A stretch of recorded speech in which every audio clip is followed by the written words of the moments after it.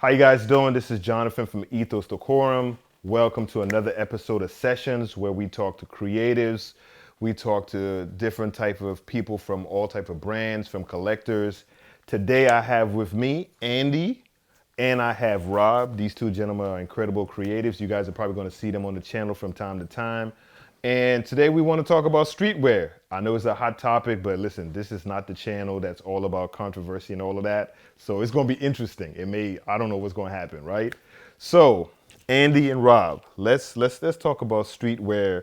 We're going to talk about how you guys got into it, the middle part of it, the different influences. But then we're going to end up talking about where you think streetwear is now and where it's going. And I'm sure it's going to be a whole bunch of hot takes. This is going to be crazy, probably. Try to keep the hot takes for a minute. Nah, man, let's go. I'm going to start with you, Andy. How did you get into streetwear? In fact, what were you wearing in high school?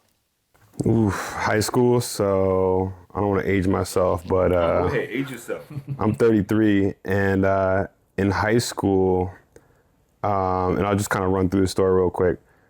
In high school, I was wearing, what everyone else was wearing back in '02. I was wearing, we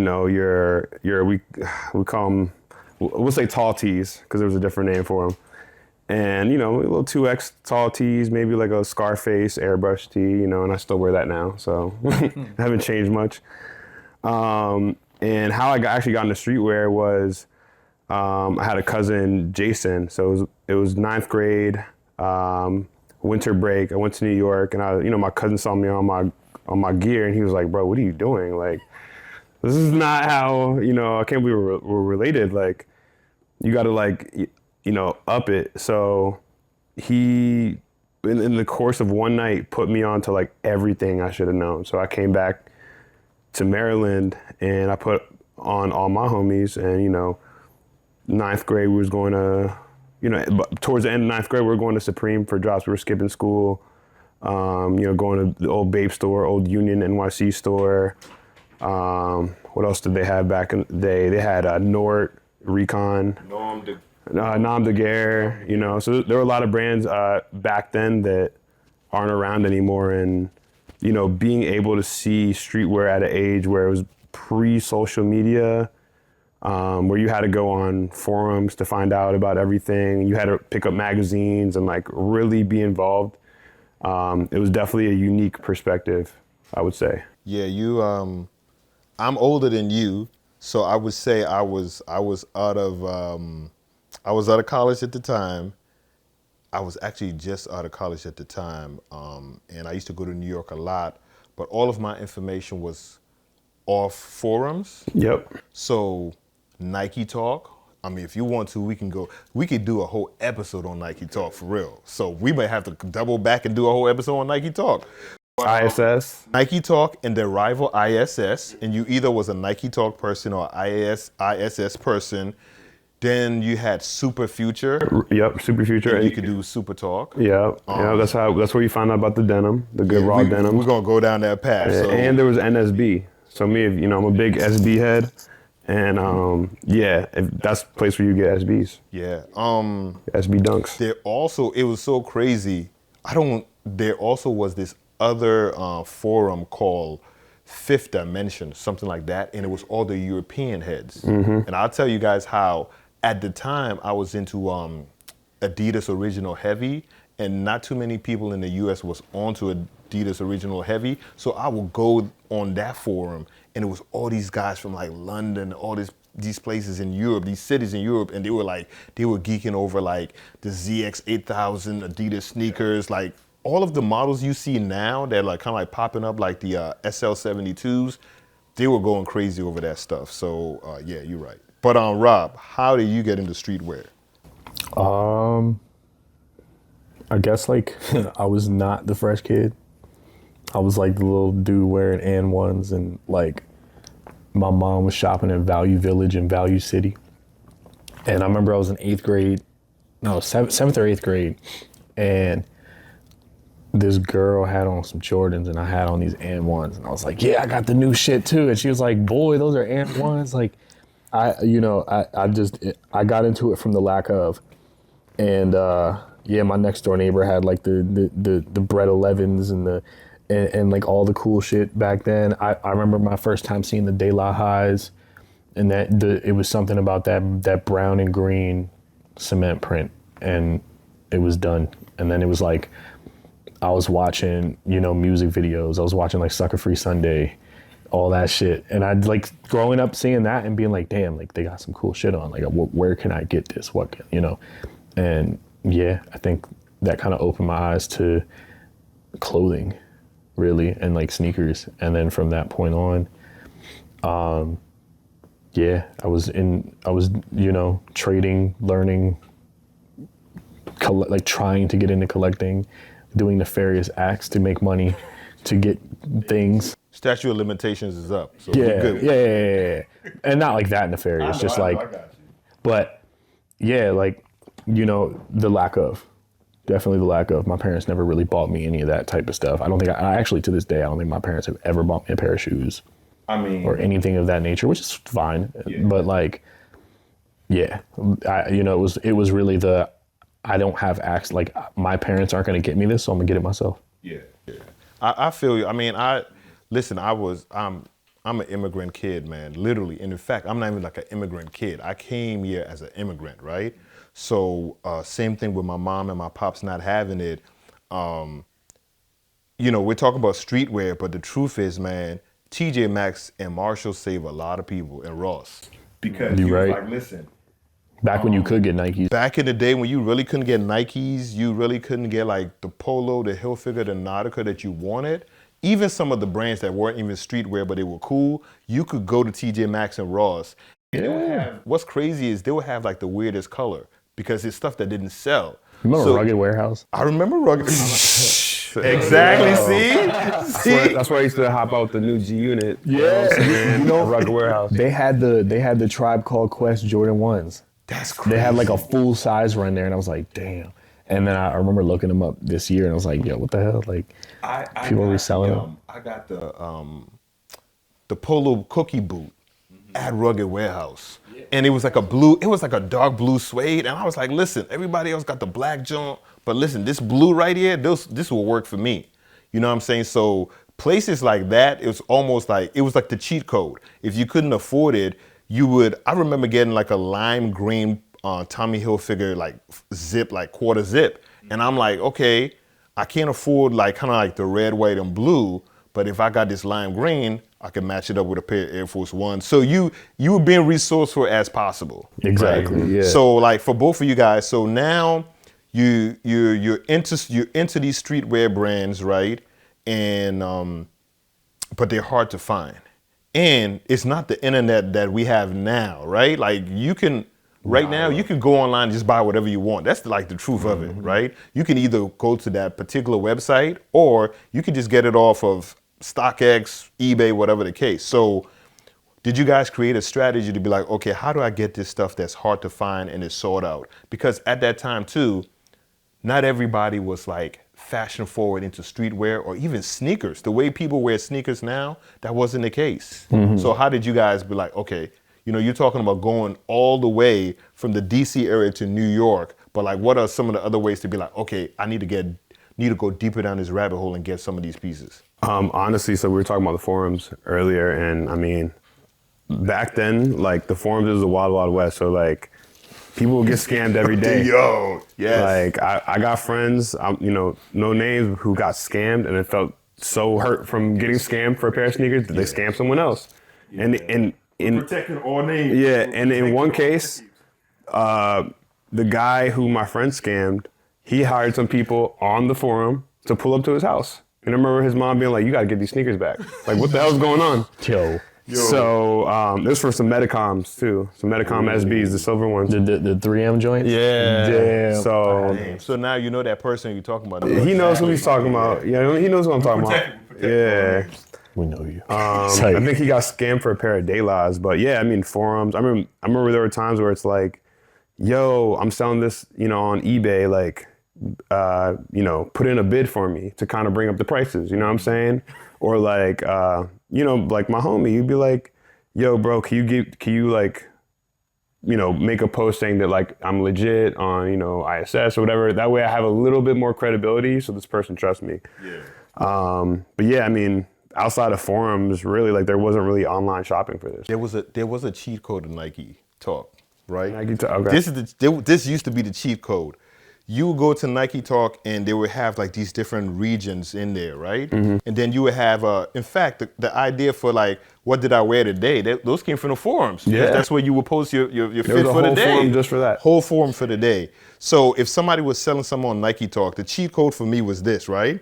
You go to see, Nike Talk always had when you started Nike Talk. Nike Talk also had this part where how many posts have you made over the years? Yeah. So you go there and somebody's selling something, you look at their name, you look at when they started, and you look at how many posts they had over the years. Selling and it. then you're like, okay, then you start to go into those random different like sections of it. And then you kind of see their name pop up in posts or whatever the case. And then you're like, okay, they're legit. I'm gonna buy something from there. Yeah. But from the forums too, also, you also made friends too. Oh yeah, for Right? sure. Like there were people who would kind of like buy a pair of sneakers for you and hold it like, yo, what size are you? I'm gonna Yeah. get one for you, I'm gonna hold it for you because you do a favor for me. Exactly. I mean, you see some of these people at like, God, it was Sneaker Pimps back in the day. You had Dunk Exchange. Yes. I met the owner of Dunk Exchange the summer. I was on a cruise, summer going into 9th grade, and I remember getting his phone number. I got his business card, and me and my friends pulled up to Dunk Exchange in New York City, and they didn't believe me that I knew the owner. I'm like, okay, cool. We're outside, call him. We just got to the front of the line. And, you know, back then, like, you had K-Dot performing at Sneaker Pimps. You had, you know, all these different like people.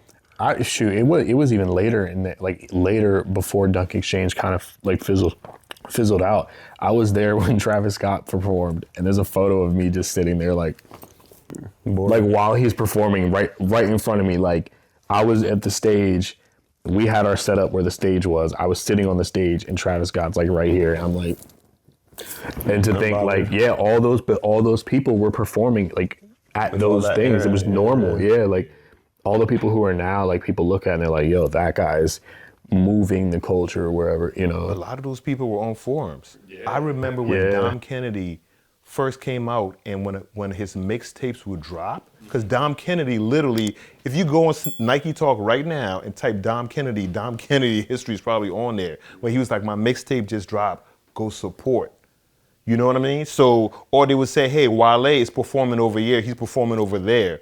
You know what I mean? So it was like, there's people on those forums right now that have there's nicknames that you may or may not even know that have gone to do so many other things because it was like this underground culture, really. Yeah. You know what I mean? And some of the brands like we're gonna jump into like Bathing Ape and all that, but some of the brands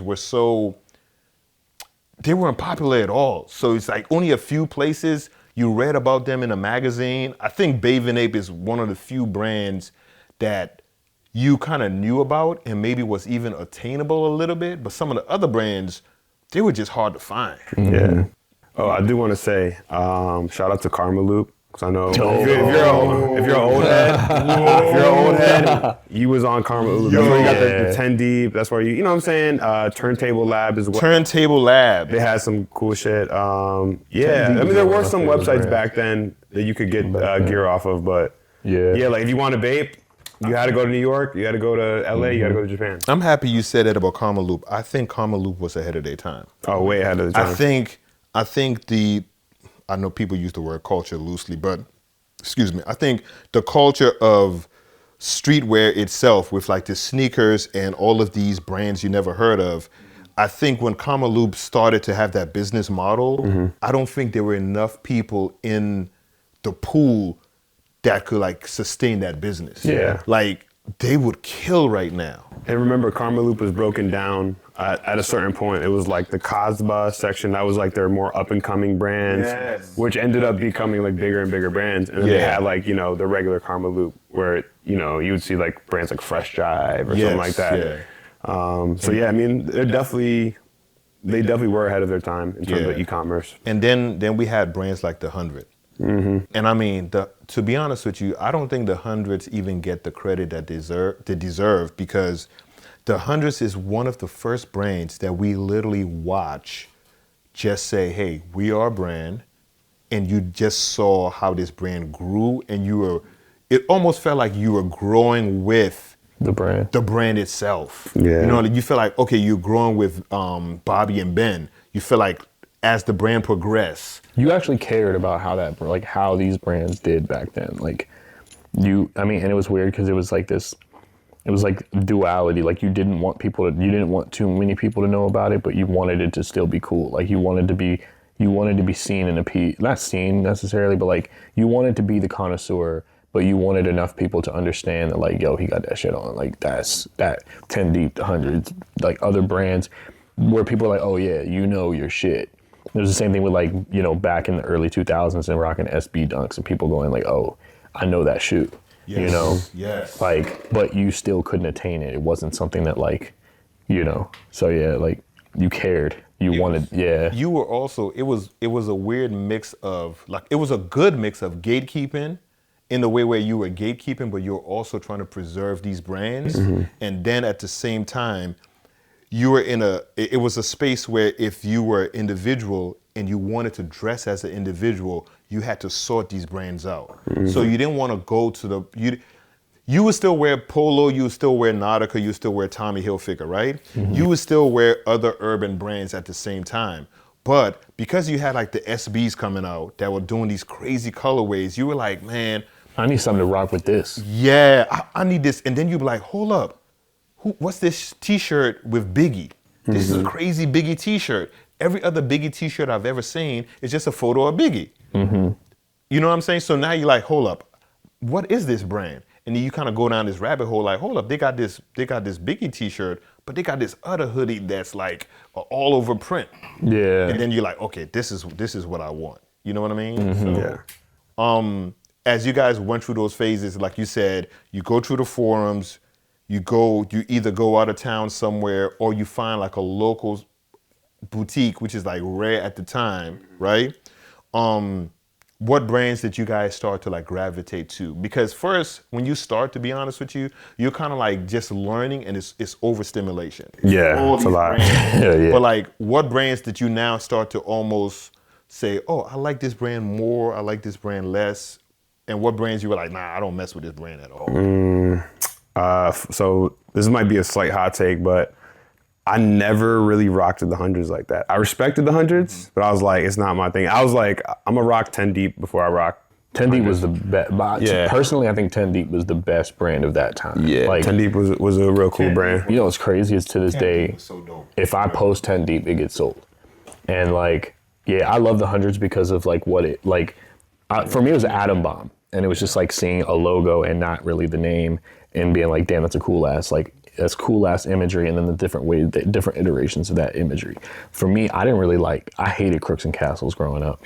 And I didn't really like Diamond I'll give you that Supply. one. Like, You didn't like what? You said Crooks and Class and what else? I like some Diamond Supply, but like Diamond Supply felt like, Yeah. If you weren't in the tips, it was like, yeah, if you didn't have the tips, it didn't matter. And like Diamond, you know, and I had some, but it just didn't do for me what 10 Deep, the brass knuckles. Stussy was another thing. And it's Stussy, y'all. It's not Stussy, it's Stussy. Sorry, I had to say that because I'm...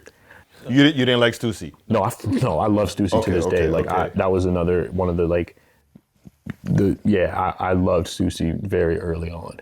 Yeah. As much as like I was on, you know, what was popping online, I still feel like I retained a bit of like my local streetwear culture. So for me, like North Face Steep Techs, I was a huge Steep Techs. I mean, I went to a pretty much all white school and for high school, and you know, I was the guy wearing a 3XL Steep Tech in May. Yo, like, for real shit. That was me. You know what I'm saying? Yeah, I got a photo of me, 14 years old, with a black and mild and a Steep Tech. It was like a 2XL. That's like me right black now. on black Steep Tech. And yeah, like sitting in front of a Starbucks. And yeah, like that was a local thing. Like the Steep Tech, Nike boots, Polo boots. I'm not even going to interrupt you. Hold that polo boot. I found a pair of Goa Domes at Ross. My first pair of Goa Domes was at Ross. I got some employee samples at the crib that are like, they're like this boot. It's like you know how like the Nike boot would cut right here. it was like an army boot up top, and then it was the Goa Dome at the bottom. And I saw it at a yard sale. The lady was like, yeah, give me $1 for them. And I was like, okay. But like, yeah, that time, even ACG, like back when it wasn't I feel like those were the things that you rocked on a functional level, like as a young dude, like it was cool, but it was also functional. And yeah, like that yeah.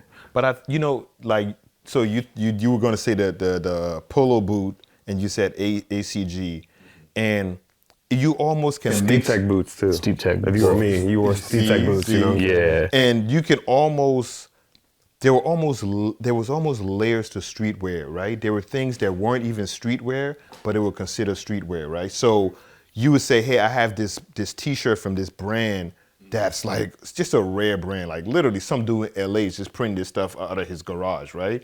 But then at the same time, I would say there's like these staples in streetwear that later are staples in men's fashion now. So North Face, it was just almost like, okay, I'll get this weird t-shirt from wherever, but I'm always gonna have a pair of North Face, right? Even when Ralph Lauren Polo was never hot, it was always a staple somewhere in your closet. Like he was like, I got this sweater, that's like the Polo Bear sweater, you know what I'm saying? It'd be like, or just a regular polo sweater, and you just mix it up. I feel like polo started for a lot of people the same way. Like your mom bought you a little pony polo, and that was like your nice shirt. Or your mom bought you the fake polo. The fake, the polo Asin.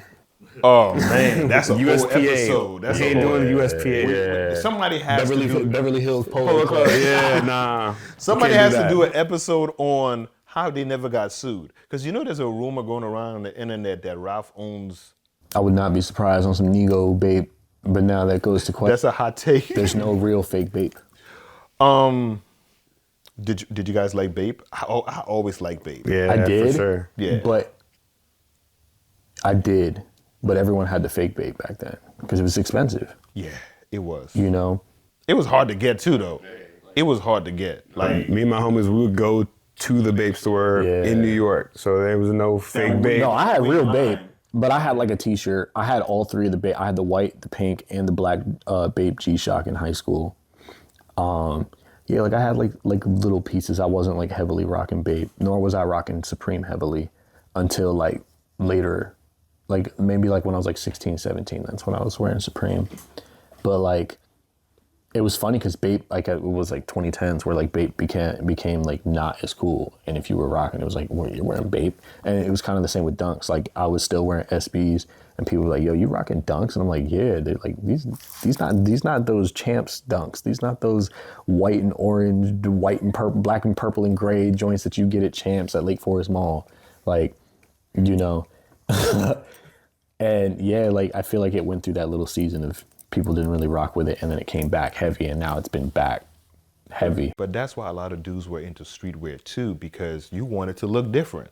And you would go to your local mall, and I'm sure this is probably like any dude who's in streetwear all over America. You would go to your local mall, or even go like to the dopest boutique in your city, and you'd be like, okay, this is cool, but what can I cop that nobody has? That was the hard part. And that was it. You were like, I want to look different.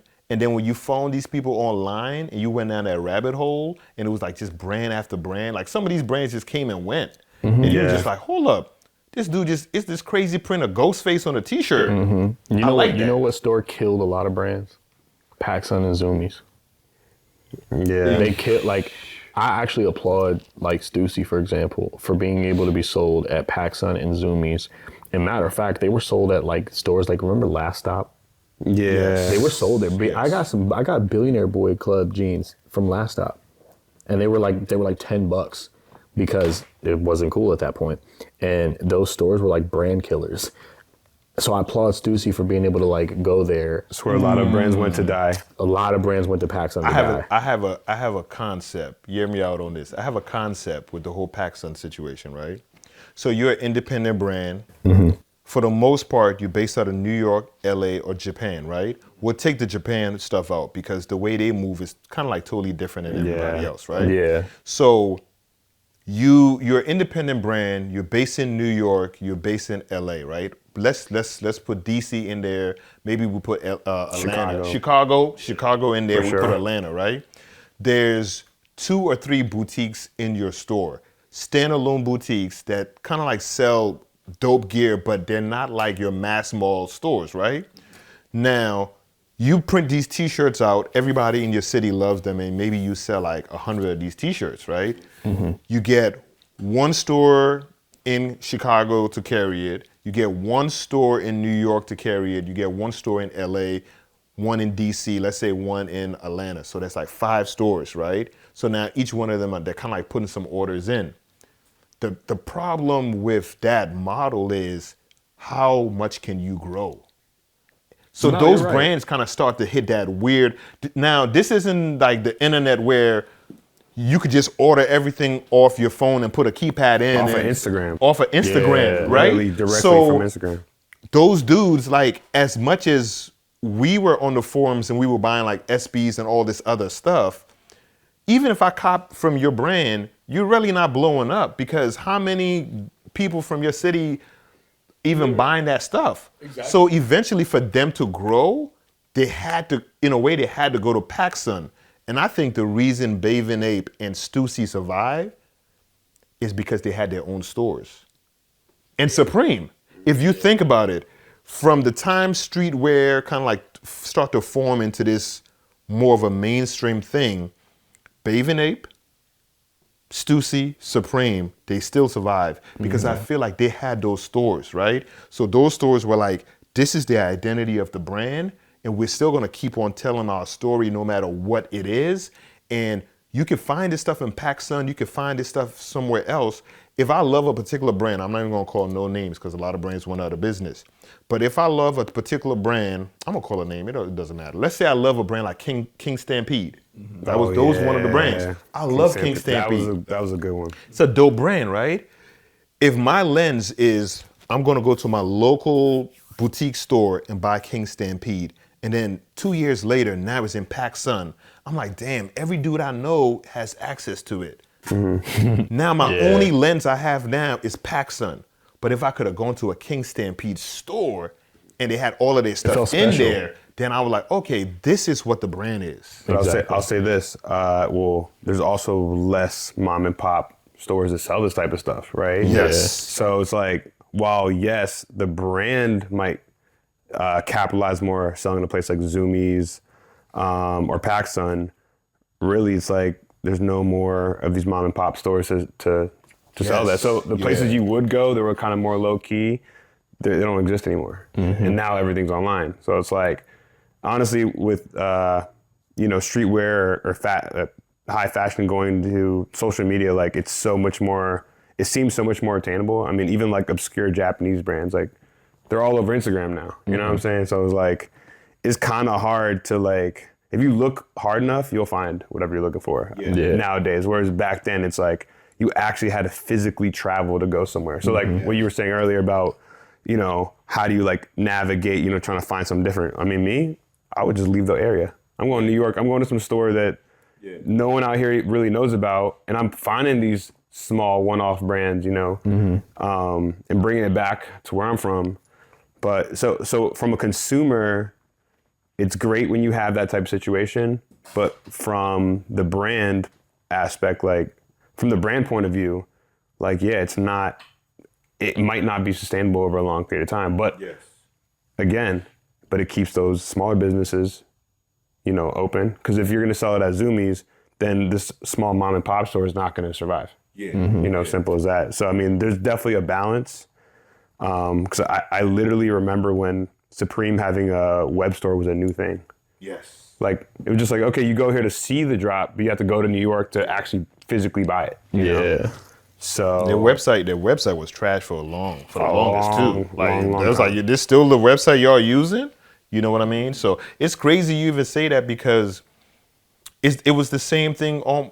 Of course, streetwear culture, you can't separate sneaker culture from it, but it's the same thing with sneaker culture. It's like, you're either gonna support your local mom and pop shop or you're gonna go to Foot Locker. Now, most of us will go to Foot Locker for stuff that was like, okay, yeah, we'll pick up this from Foot Locker, but we'll pick up something slightly different from our mom and pops. And once the bigger brands almost kind of like left the mom and pops shops kind of like behind, I feel like a lot of streetwear lost community. Yeah, because you had your shops with your Hyperstrike accounts. You had, with your Quick Strike accounts. So like you used to say, okay. Damn, shout out to like the Quick Strikes and the Hyper Strikes and the standing in line and like the camping out. That era of shit. like you had to go there physically to get that shoe. There. Oh yeah, that's how you made the community. You would meet people by camping out. You would actually meet people when you just went to your local boutique on a random Wednesday and you kind of see the same dude there 4 times. So you'd be like, oh, what's up? I seen you around. Like, yeah. I can't tell you the amount of like lifetime friends I've made off of like sneakers and doing deals and like all of that. And also back then it was a whole different time because like if you got something early, you were back then getting something early meant something. Like getting something before the release date was like, oh damn, like who you know or how'd you get that? Like these days, like it's just normal. Like you go to a sneaker con and like everybody's got some shit that's dropping in 6 months and you're like, first of all, I don't even know if that's real. Second of all, you kind of took away the like excitement for me, you know? Yeah. Like back then it was just, and I hate to sound like that, but like back then when like shit was just more hands-on and exclusive and like you actually had to be a part of the experience to experience it, it felt special. It felt like it mattered more. It mattered more when you actually got your hands on a product. It was like, yo, I got this product. I had to go here to get it. Like you had to like take side quests to get certain shit. Like you had to like, I remember back in the day, you had to like buy the manager at Foot Locker breakfast and then like show up with like a bacon, egg, and cheese and some and a Sprite, and they're like, all right, bet I got you a size 10. Like just come back later. I remember when you actually had to go to a skate shop to buy Nike SBs. Yes. You remember CCS? Yeah, of course. You know, and CCS you couldn't even get the good SBs. You only got the 6.0 team SBs. Like, No, I got a few team. I got a few pair of good SBs for CCS. Like the size would be random too, though. Yeah, the size would be random, but even their website was like crazy. It was like, I mean, looking back at it now, of course the internet was slower, but skate culture was also a little more intertwined with street culture. I feel like, or streetwear culture to a degree, and I feel like now they're just kind of completely its own thing. I mean, streetwear kind of, I feel like it went from like streetwear skate culture to like in the late 2010s to like streetwear and high fashion and seeing the little bit of mending that had, and then what do you think the catalyst for streetwear and high fashion was? Off-White. Listen, y'all, this whole segment is about to be a whole hot take. You can say Off-White. I'm gonna be the first person to say it. I think that high fashion hijacked streetwear. I think Supreme. 100%. I think the moment Supreme and Louis Vuitton did something, it ruined something amazing.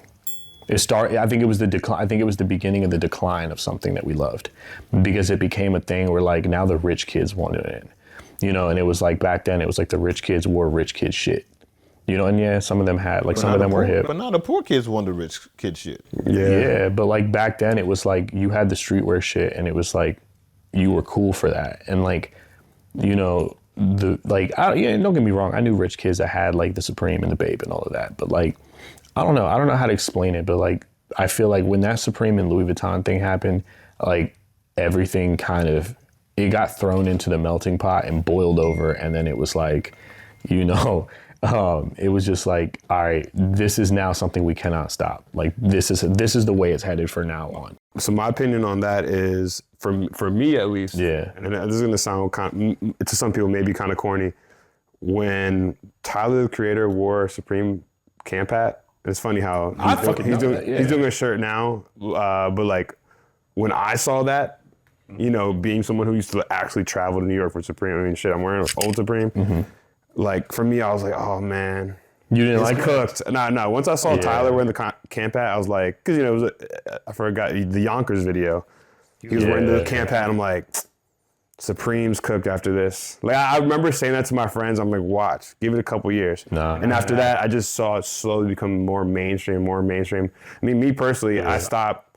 All my Supreme pieces are like pretty much pre-2010 for the most part, with a handful of certain pieces afterwards that like Akira drop was cool, and maybe some North Face stuff.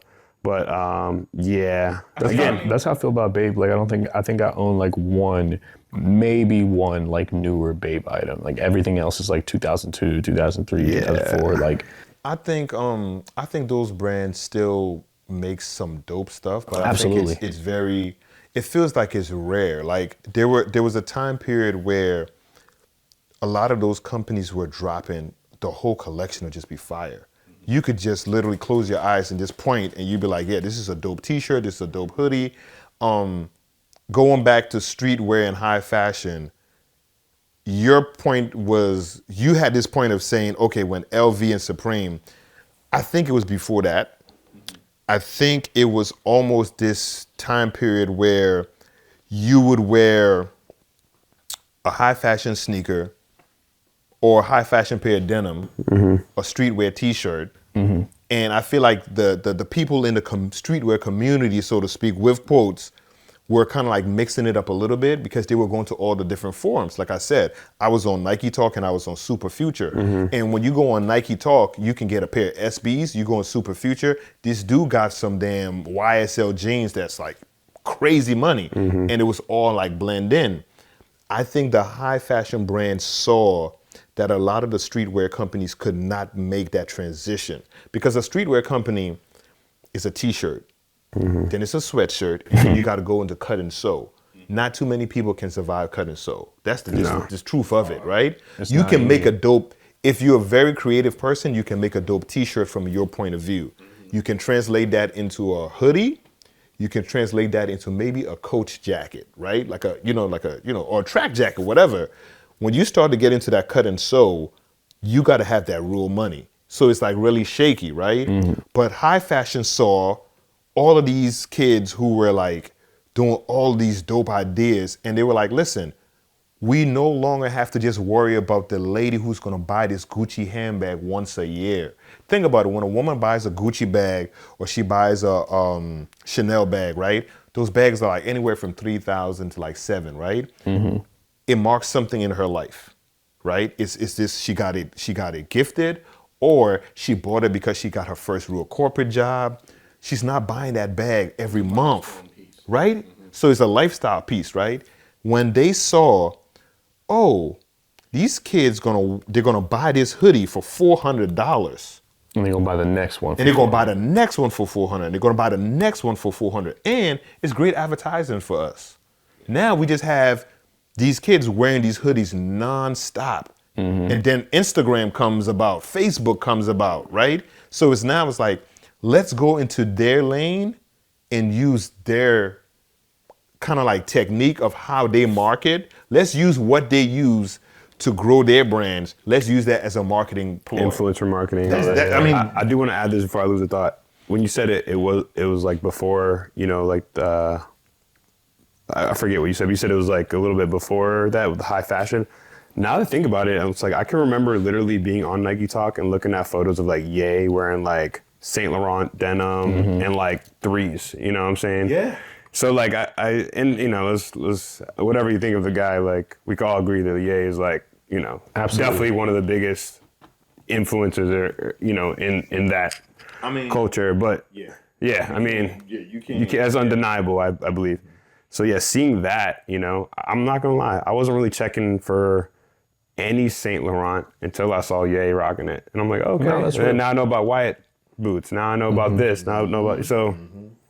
Got to give him credit. And what's crazy is him and maybe a few other people, right? But you as the consumer noticing that and going, okay, I got a Supreme hoodie. I'm gonna go get some YSL jeans, or I'm gonna get those Dior jeans, and I'm gonna wear some Jordan 3s and Jordan 4s, right?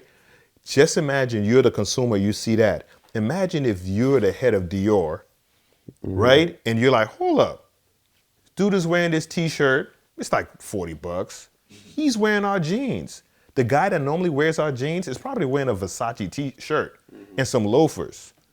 So he's our new customer. Whole different look too. Right? So if he's gonna wear a $30 pair of T-shirt and our $400 pair of jeans or $500 pair of jeans, I bet you He'll buy that T-shirt. Yep. At 7 times the price. The markup is kind of nuts. Yeah. Yeah. Yeah. And I feel like they just hijacked Yeah. streetwear. Also, collaborations, and not to over- kick Kith in the face, but Kith kind of no, they didn't Kith did. overdid it. Yeah. I'm talking about like so many collabs that it's like it got to the point where people are so used to the X in between two brands now. Yeah. Where it's man, You know what though? I'm gonna stand on this side of the fence. I'm not gonna let Kith take the fall. I'm not saying Kith specifically, but they definitely were part of the problem when you're just doing collabs with anybody, and then you get to the point where it's like, I think what was it? It was like an Adidas and like Prada collab. Those were hard. Jordan got those jokes. Those jokes are hard. There's too much. It's brands are collabing that shouldn't be collabing. But I agree with you. I still want a pair of those. I'm But still those are looking. hard. I'm still looking. It's still somewhere on eBay that I'm tracking a pair of I was those using that as an products and example. Adidas joints. So for real, let the record show. I'm not with the Kith bashing. I'm you're not not with the wrong. Kith bashing. Well, who did Fila collab with? Like, why is Khalifa? Why is Fila doing a collaboration with anybody? Oh, Like, come on. Old school Fila was dope though. Old school Fila was cool. I had the Yeah, Fila was dope. I had the Pradas and the Fila version of the Pradas too. Back in the day. You know what I'm saying? Like, No, like listen, My Come Prada on. said Prada and my Prada Listen, said Fila. I'm not gonna let Shout out to Wale. I'm not gonna let Kith take the fall for it, right? I think Kith. I like Kith. I don't think it's And that's Kith in a general. whole- we're gonna come back and do a whole they're just episode on they're Kith. just the easy ones to like point out. Target, yeah, I but think consumerism as a whole. I think the difference is just the fact that like people, like companies realize like, it's like if instead of being competition, what if we both came together? And collaboration is a beautiful thing. Yes. Collaboration Yes. is an absolutely beautiful thing. But I think what the problem is when you collaborate too much, then it becomes so oversaturated where it doesn't mean anything anymore. No. It's like hanging out with it's like hanging out with a person that you really enjoy being around. But imagine you hang out with them every single day in, day out, day in, day out. Eventually, y'all get annoyed of each other because you're just like, y'all with this motherfucker all the time. Like, and like, don't get me wrong, like there are still good, awesome friendships, but like it's also like, like, Let it breathe. let it breathe. And it's the same thing with brands. Like, let it breathe. It's okay. But the problem is that consumerism became such a monster where it was like, we don't, it's like, Supreme with their Thursdays. It was Thursday. Now it's become a thing where brands are like, how can we make money every single day? And then the problem is like for the last 5 to 7 years, it's been working, but it's dying. People don't. Working? It has because it's been profitable. It was profitable. It was working. It was working. working. It was working, but the problem is with everything in general, shit ends. Shit comes to an end. Eras come to an end. So the problem is that consumerism got to a point where it was like people were like, okay, this is awesome. I get Asics and fucking Marvel. I get Kith and Clarks. I get Kith and Coca-Cola. Kith you and ain't this. no- Kith you and ain't that. no Kith Kith. and You this. ain't Kith no and Kith, that. man. No. We go. I'm gonna just cut this section out of the whole one thing. last thing I want to say about that is like I cringe every single time someone says Adidas X. So when I hear someone say literally like verbally say the the X. X, I cringe. I'm like, you obviously ain't been around. You've been doing this too long. And it's like an internal thing and it's maybe a little superficial. But like because this is special to me, like I have made lifelong friends off of this. I've made a career off of this. I made my first 100,000 off of this. Like, so I love this. And it's not just from a consumer standpoint. It's not just, or a producer or a seller or a capitalistic standpoint. It's like, I lived and breathed this shit as a child or as a young dude. And I know y'all did too. So like, unfortunately, with the oversaturation comes the downfall of things that we once loved. It's kind of like watching Ye. I love Kanye. I always will have love for Kanye, but it's also like watching the downfall of someone that you looked up to because of like, we let someone speak too much. Mm-hmm. We let brands speak too much. We let things happen too much. And then it's like, okay, you're doing too much. We don't need to hear this anymore. But what's the market reaction? Everyone started wearing vintage. Yeah. Around And- 2017-ish, to Yeah. 2016, everyone started getting on their vintage because this vintage piece, not this vintage piece, but like a vintage piece is going to be more unique hard to than find. finding some this X that. It's like, I have these jeans. I mean, Rob would tell you he's a thrift guy. You know, having all these one of one pieces or just pieces that haven't been in they haven't been in circulation for a long time. Mm-hmm. You know, it's easier to freak something like that than something that like that everyone is looking at. And back I in have the a day, different take though. but back in the day, go like one in 1,000 pieces was dispersed. You know, now it's like there are too many people in this for brands to be saying, "Oh, we're only dropping 1,000 units of this." Yeah. No, like so even like this shoe, I love that Magnus Walker shoe. I love it, but that's there's probably 100,000 of those out there. You know, I love a lot of these things that do drop, but there's hundreds of thousands of units, and like it's just accessible, and individualism is a part of it. And back in the day, why we loved what we loved was because you could only get it at a mom and pop shop. So if you ran into someone that was wearing the same thing as you, it wasn't like, oh man. That's back when it was a subculture, though. It was a subculture. No, not anymore. But back in the day, you ran into people and it was you were a connoisseur. Now, I mean, the same thing goes for like, I love cars. If I see someone driving a 458, like a Ferrari 458, I'm like, oh, cool car. You probably don't know fucking shit about Ferraris. Or maybe you do and you got money and you have multiple. But like I see someone driving a 308 GTB, I'm like, yo, this guy takes care of that thing. This guy knows his shit. This guy probably is not only a connoisseur of his car, but other things, because there are certain types of people that appreciate those things. So in the same sense, back then, when you met other people, that's why it was so easy to make friends with other people that were into the same thing as you, because it was obviously y'all were passionate. But now, they did their homework. They did their homework. People don't do their homework because you open up your phone and it does the homework for you. I gotta go back to All right, collaboration. I I gotta address it, right? First of all, don't bash Kip, because I'm just messing with you. I'm messing with you. I think this is what happened with collaborations, right? Yes, there are too many collaborations. I agree with that.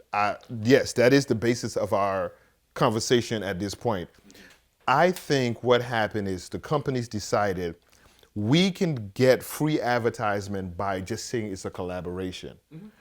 And we're gonna just tap into this same pool of artists over and over and over. The bigger companies got lazy. So you take artists, I'm not even gonna name anybody, right? You take artist X. No, you gotta name it now. They work with, you take artist X, they work with brand Nike. Then they work with Adidas. Then they work with Puma, right? And then you just rotate them back. So after they finish working with Puma, then all of a sudden they go back to Nike. So if you like the Air Max and you design an Air Max, if you come back 2 years, the truth is you're gonna design the same Air Max again because that's your style. The brands got lazy from saying, why are we doing a collaboration? Yeah. One, what's the meaning behind this collaboration? How many more new creatives can we pull into the pool so we have different points of view? Well, I think that's the other problem. Nike SB. We don't have enough of exactly. that. Literally Nike SB. If you give all three of us, I do think Nike SB Nike played SB, a major part we're in going to give 3 different sneakers. Art being put in shoes. You say what? I do really think that art, like Nike SB was the catalyst of like footwear being appreciated as an art form. Yeah, they had different collaborators all the time. movies, and guess what? You didn't even music. know who was the designer. Nike SBs also fueled the idea for streetwear. This sneaker is green and purple, and they call it the Dunk Skunk. But there was a right. I'm gonna go concept find behind a T-shirt that's black, green, and purple that matches it. But there was also a concept behind it. Like they had, like the skunk is a great example. It had like the little hidden pocket, and it was conceptual. You know, you had the Mondrians; those were conceptual. They were like, you had the Gibson guitar case. You know, the Nike, the SB Gibsons that looked like a Gibson guitar case. You had the Mork and Mindy's. You had the Quagmires. You had all of these shoes that like MF Doom. Yeah. MF Dooms. Yeah. Yo, we got to talk older SBs, man. Yeah. No. Yeah, but like, I like the MF Doom, the Stussy Dunk, the you know, the barf. That's like, that's literally the reason why we're cool, is like I walked outside of an art gallery and it was like, yo, you got on barfs, like, you know your shit. And then we talked, and for like an hour and a half. And and that was an example of like, which is crazy because that was only a few years ago. And that was the example of like, yo, you meet another connoisseur of what you appreciate and you're like, yo. You know immediately. You know, I know, like, it's like earlier I'm talking to someone hear about currency and I'm like, oh, you rock with currency. Like, okay, I know that. And then it's like, you're not rocking with old currency. We talk about Pilot Talk 1 and 2. We talk about Young Money. We talking about like 30,000 feet up. You know, you actually know what I love. So now that's your tribe. Exactly. But not to even cut you off, Nike SB, the reason Nike SB was so successful, in my opinion, is it was an experiment. And it wasn't, oh, we're gonna sell 1 million shoes. We are going to take these weird brands from hip hop, from skate, from punk, I mean, old movies, and just do different versions of it and tell a story through the Nike Dunk, the Nike Blazer, and all these And it was other crazy models. because it was the same shoe. It Yeah. was the Nike Dunk. It was the same silhouette. Like- and it was like so many, it was the same canvas and so many stories told through the same canvas. And I think that was the crazy thing, was just like, how many different cool things could you make with the same canvas? And it continued on. And don't get me wrong, there's still a couple dunks that dropped today that I'm like, not bad. Yeah. But like, it's much more scarce. It's much more far and few. But like, I think the problem too is we put too many mainstream artists in collaborative rooms. Like Just say I fuck with Travis. I fuck with Travis Scott, but what the fuck does Travis Scott know about design? Like, you know, I'm tired of seeing a backwards Nike check. I'm gonna actually cut you off on this one. No, hold on. I'm gonna cut you off on this one. Yeah. I just wanted to say the Lady Gaga jump. No, I like the Travis Scotts the first time. Second time, I don't like the Travis Scotts the 100th time. Yeah. But I also say shout out to Travis Scott because I made a lot of money on old dunks that I like stopped wearing that like he wore, and I was like, I had this one pair of dunks I used to mow the lawn in, and like he wore them, and then I was able to, I cleaned the sole off and sold those for $350. I got them for free. Someone gave them to me. I was like, yo, you can just have these Jones. You know, I'll say that. But like, But from a corporate standpoint, that's what the from a corporate standpoint, you just said it right there. From a corporate standpoint, corporate. do you stop making Travis Scotts? No, not at all. While it's hot? No, not at all. You maybe put them back in the oven for a couple years. Yeah, but That way it's just said even it. hotter when it comes back. Nike should Corporate. put the dunk back in the vault. I agree. It should have been gone. yesterday, last Should have year. been gone. Ralph Lauren should put the polo bear back in the vault. Oh, Yes. 100%. But you said it best. Corporate. A brand is a brand. A corporation is a corporation. And yes, both are business, but like once numbers matter more than the story, you're done. You're cooked. Your brand is like, you have forfeited your ability to be a storyteller, and now you are a Wall Street businessman that just makes cool shit.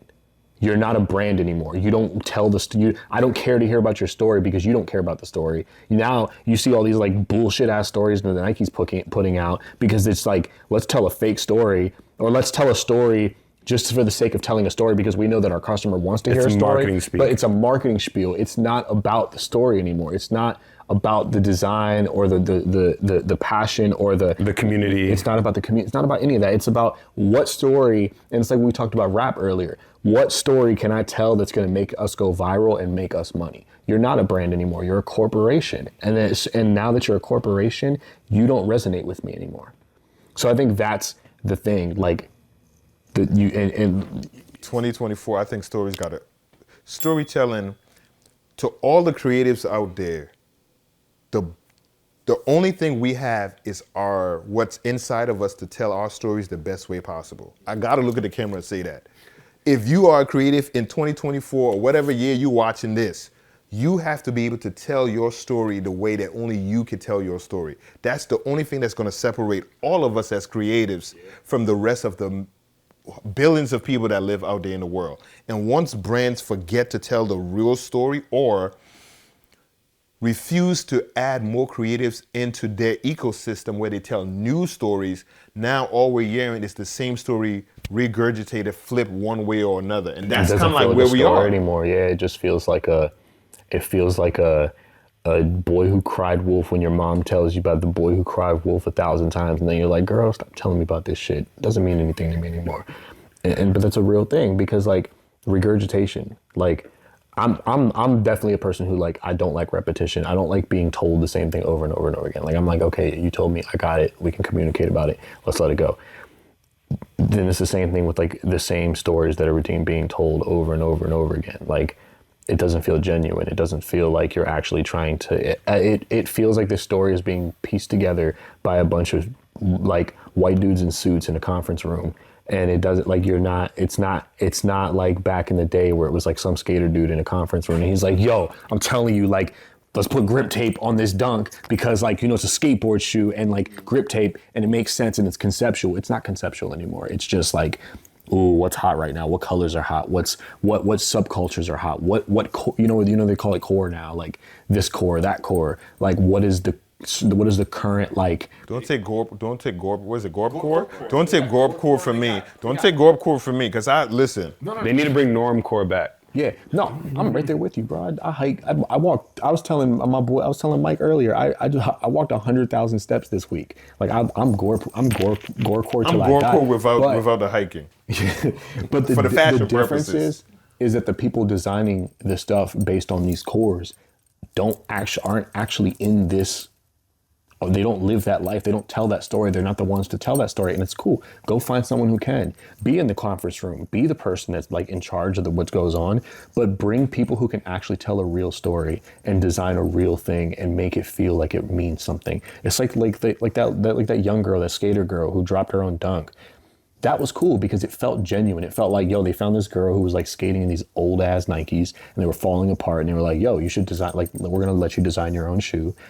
And we're going to tell your story. That felt genuine for once, you know, but so many, and it's a mixture of overconsumption, overcorporation, like there's just too much corporate bullshit being spewed out.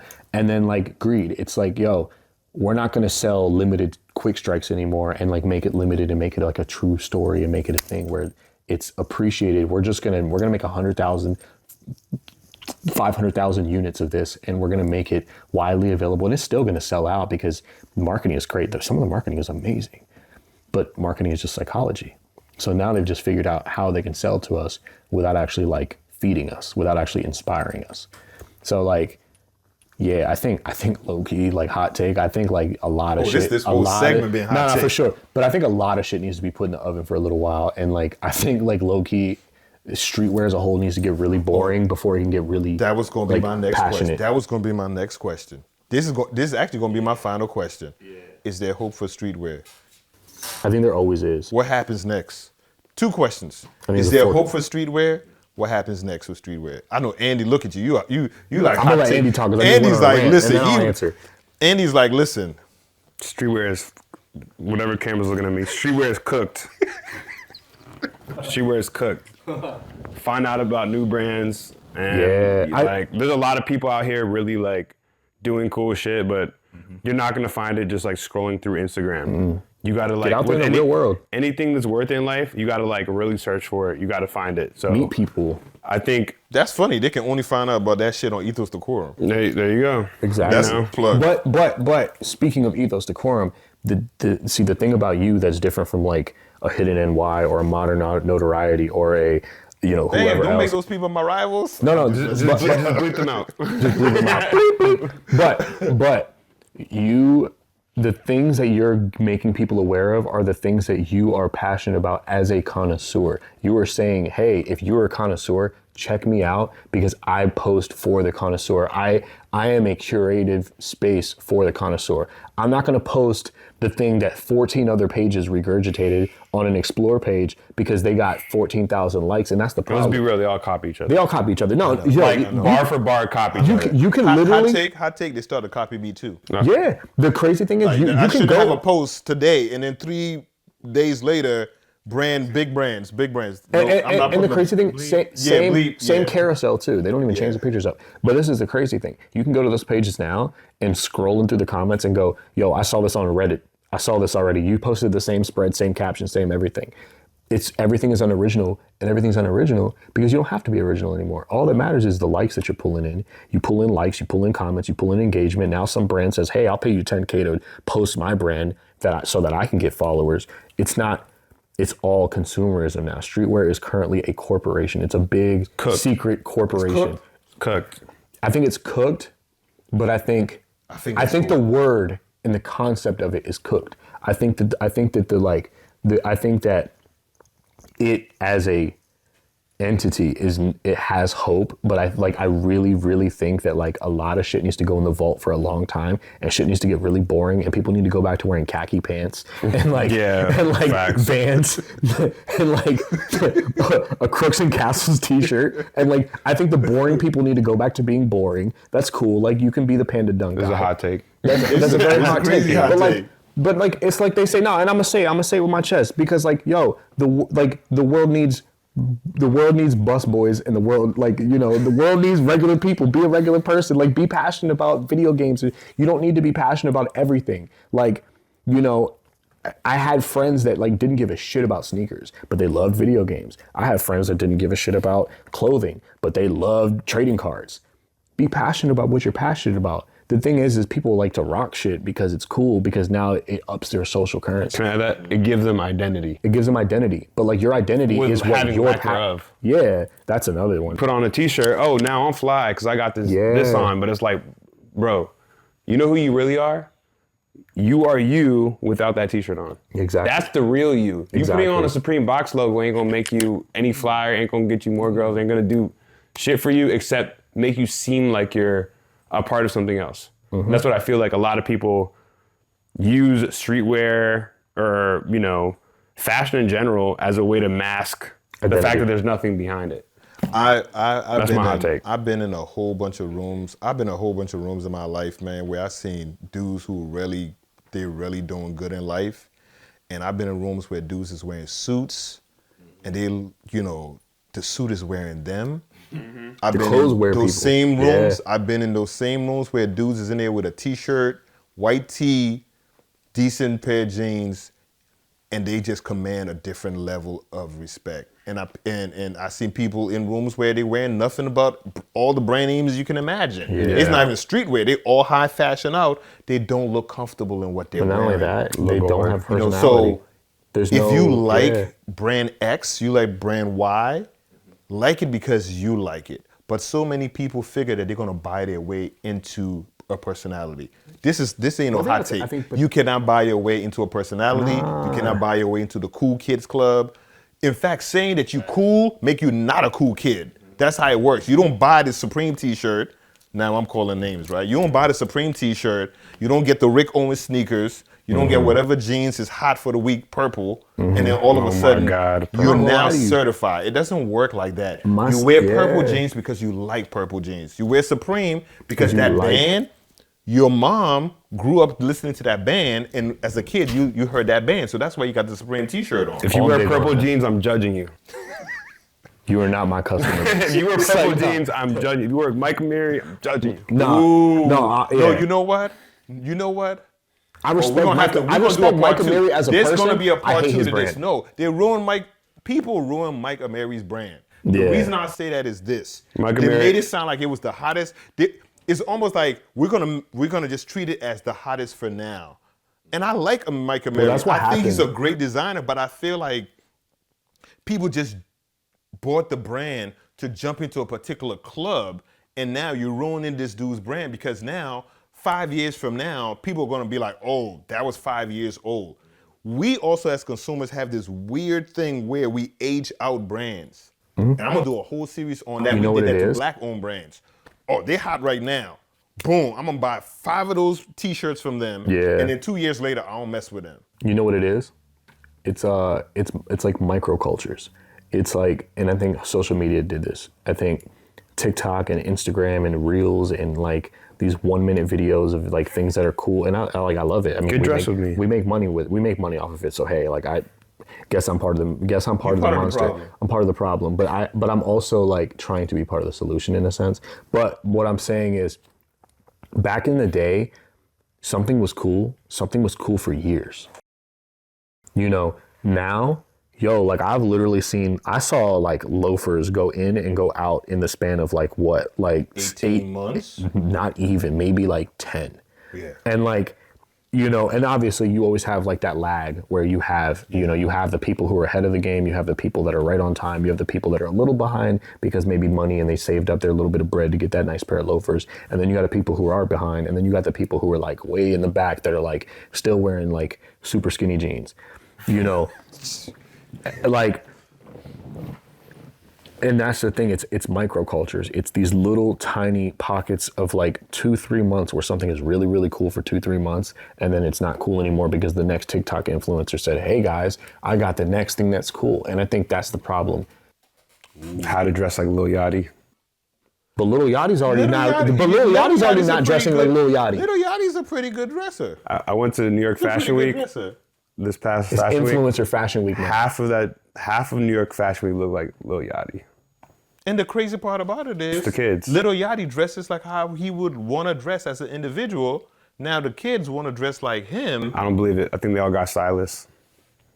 I'm a nihilist. I think streetwear is cooked right now. No, I do agree. I think it needs to go back. Streetwear is cooked. I think it's too big now.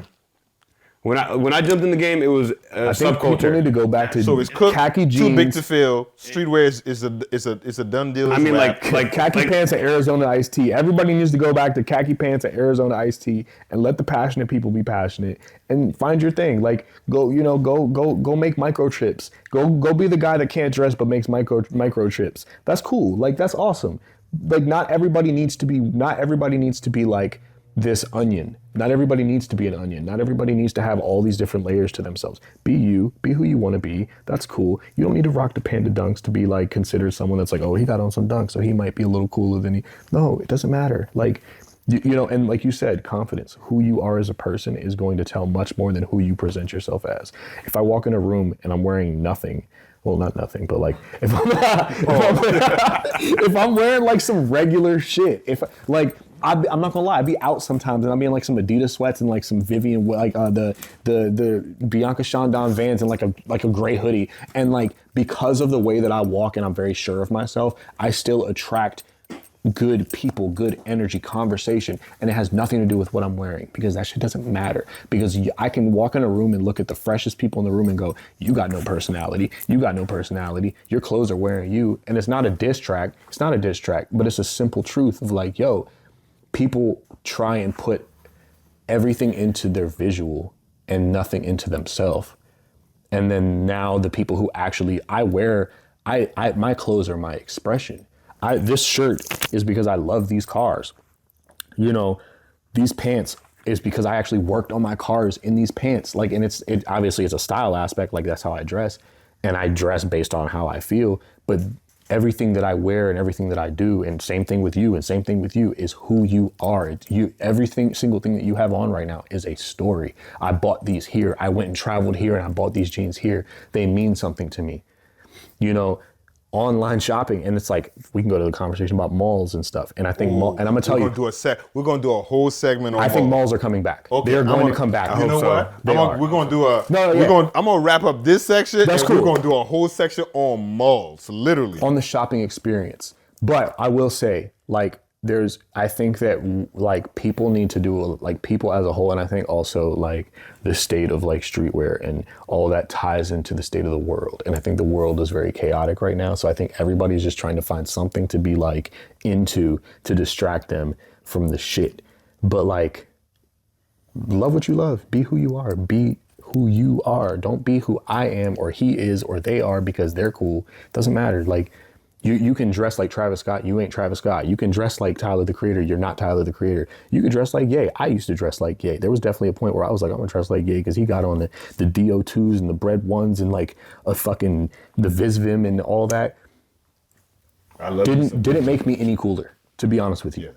It didn't make me any cooler. I just had cooler shit. And it was like, maybe I got a few more likes on Instagram. And to the right person, you look like a poser. And to the right person. And you know what? I remember being the Flight Club kid and being the poser because I couldn't afford the shit and my parents didn't buy me the shit.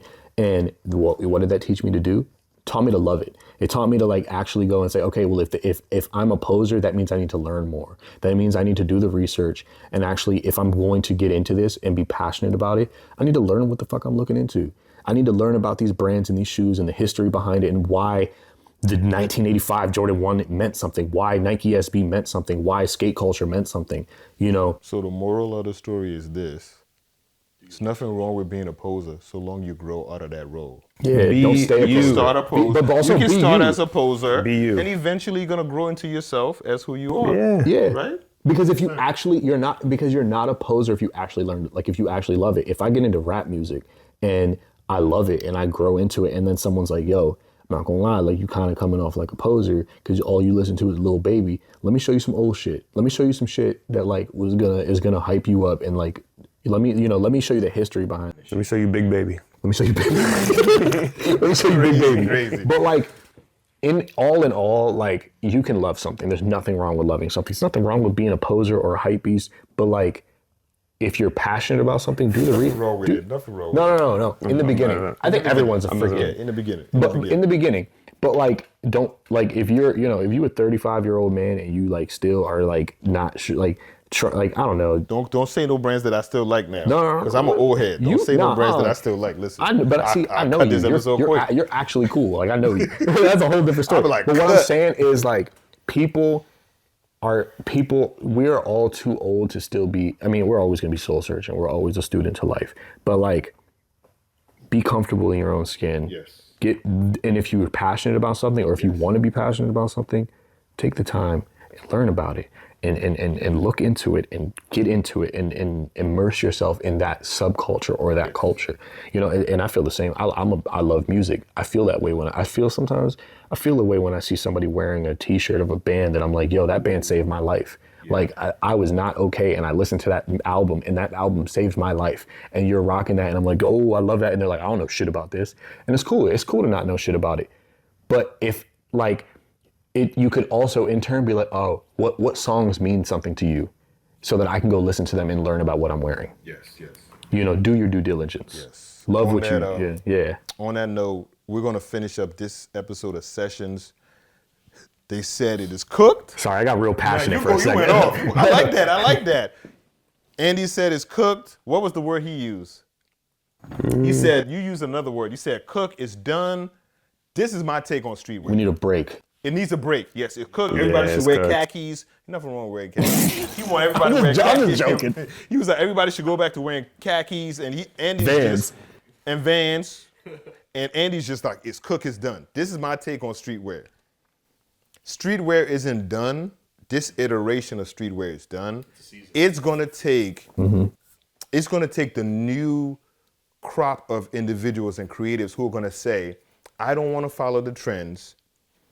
I wanna tell my own story. Maybe I'm a guy in Nebraska and my t-shirt brand is all about not even being stereotypical. Fields. All about fields and all about corn, and I'm gonna do I love that. print over t-shirts with like the ground, the barn. I'm gonna do a jacket that's a print of a barn. I know this sounds crazy. Somebody's gonna steal. That's hard. I would Somebody's buy gonna that. steal this concept crazy too. I'm like, go ahead and make this. All of the buttons gonna look like the nails from the hammers from the barn. The whole concept is I'm living on a farm and everything is based on this particular farm. And season after season, story. we're gonna tell this whole story about this particular farm. Those are the people who are gonna start this new version of streetwear. They're gonna call it whatever they want to call it. So this is this episode Farmwear. of farmwear. So this is episode of a sessions called Farmwear. But I want to say that's actually like a genius idea, and that's actually like I said too much. No, that's a story. Don't And someone listen. should. I'm not gonna lie. I'm That's saying too much. I That's was a cooking too concept. much. That's a concept. That's but crazy. that's the point. Tell a story. If you're gonna design some shit, tell a story. If not, go be an accountant. Like it's okay. You can still make the same money. I used to be an accountant. Don't. But accountants make good money. They make good money. It's boring. Let me tell you right It's now. boring. Having a brand sucks. It's boring. Having It's a boring. brand No. fucking sucks. No, So like, I used to be in a. We'll get into that for another episode. I used to be an accountant. Yeah, it's boring, man. It's boring. Anyway, so listen, this is this episode of Streetwear. For Sessions, it was crazy, but listen, we're gonna do another episode. So this is Jonathan from Ethos Decorum. We out. That went left, right, all over the place. And you let me give my secret sauce on a brand from Nebraska. You need to design more clothes because that was genius.